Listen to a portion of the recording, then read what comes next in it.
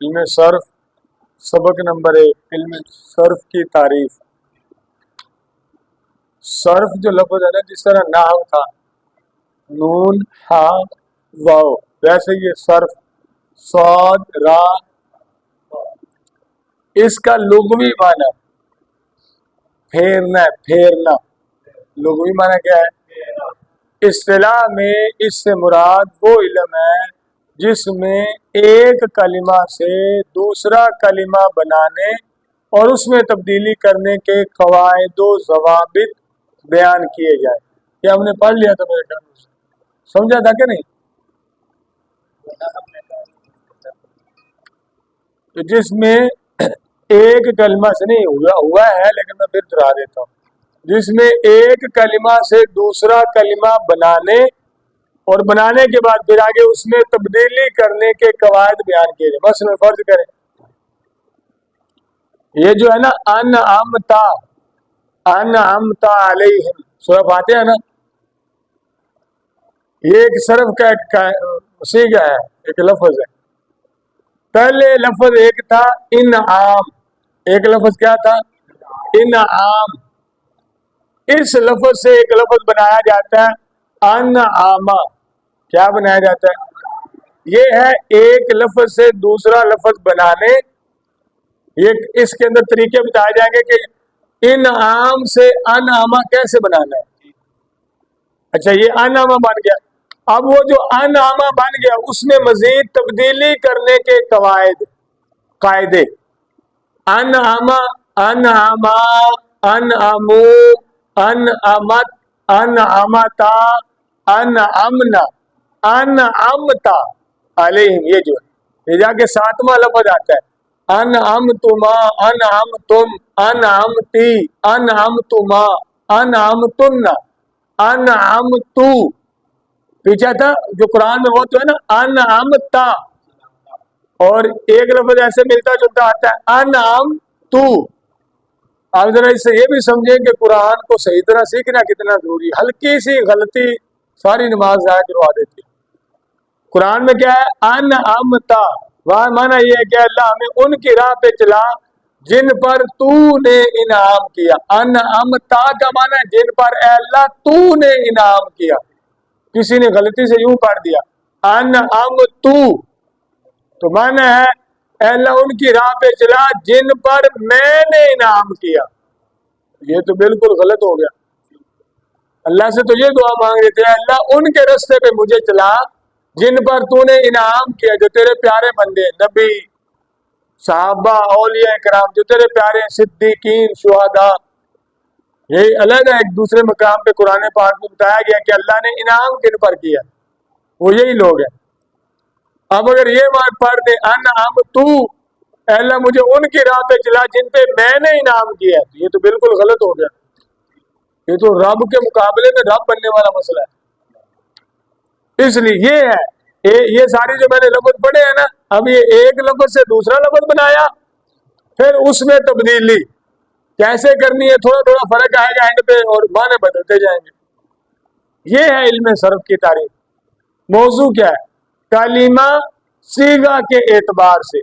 علم صرف کا موضوع کیا ہے؟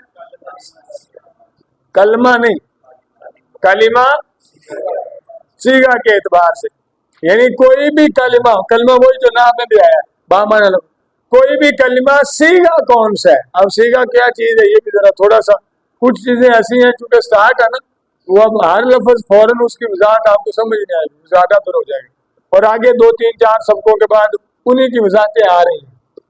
تو کلمہ صیغہ کے اعتبار سے یہ اس کا موضوع ہے۔ جس طرح نام کا موضوع کل ہم نے کیا پڑھا تھا؟ وہاں تھا کلمہ اور کلام، اس کا موضوع ہے صرف کلمہ، کلام نہیں ہے۔ اس کتاب کا موضوع کیا؟ فن کا کلمہ، اور وہ بھی صیغہ کے اعتبار سے۔ یہ کلمہ کون سا صیغہ ہے، یہ کون سا، انعمہ کون سا ہے، انعما کون سا ہے، انعمو کون سا ہے، انعمتا کون سا صیغہ ہے، انعمتو کون سا ہے، انعمتی بھی ہوتا ہے، وہ کون سا ہے۔ علم صرف کی غرض و غایت، غرض و غایت کا مطلب ہے کہ ہم نے یہ کیوں پڑھ لی ہے، یہ ہم نے کتاب یا یہ فن ہم نے عربی کلمات اور صیغوں میں تبدیلی کرتے وقت لفظی غلطی سے بچنا۔ عربی کلمات اور صیغوں میں اس لیے یہ پڑھنی ہے تاکہ وہ تبدیلی میں ہم غلطی نہ کریں. جہاں انعمتا پڑھنا ہے وہاں انعمتا ہی پڑھے, جہاں انعمتو پڑھنا ہے وہاں انعمتو پڑھے, غلطی نہ کریں تبدیلی کرتے ہوئے. وجہ تسمیہ کا مطلب کیا تھا؟ کل بھی آئی تھی تسمیہ. اس کا نام صرف ہے نا, اس علم کا نام علم صرف. یہ نام اس کا کیوں رکھا گیا؟ اس کی وجہ کہتے ہیں صرف کا لغوی معنی ہوتا ہے پھیرنا. کیا؟ پھیرنا. چونکہ اس علم میں ایک لفظ کو پھیر کر اس کی مختلف صورتیں بنائی جاتی ہیں, اس لیے اس کو علم پہلے انعام سے انعامہ پھیرا بنایا پھر اس کو تھوڑا تھوڑا پھیرا, انعامہ انعامو انعامت انعامتا انعامنا. شروع میں وہی ہے, اینڈ پہ تھوڑا تھوڑا فرق آ رہا ہے. یہ ہے پھیرنا.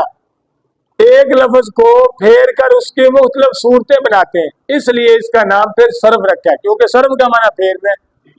تو اس کے اندر پھیرنے والا کام ہوتا ہے, اس لیے پھر اس کا نام وہ رکھا ہے جو معنی بنتا ہے اس لفظ کا, وہ ہے صرف کا معنی پھیرنا. اس میں چونکہ یہ معاملہ ہوتا ہے اس لیے اس کا نام ہے علم الصرف. اس فن کا نام کیا ہے؟ آگے لفظ ہے, لفظ کا لغوی معنی کیا ہوتا ہے؟ پھینکنا. اصطلاحی معنی جو بھی انسان منہ سے بولے اسے کیا کہتے ہیں؟ لفظ کی تقسیم. لفظ کی دو اقسام ہے, لفظ موضوع اور لفظ, ابھی ہم نے پڑھی ہے وہی ادھر وہی والی ہے.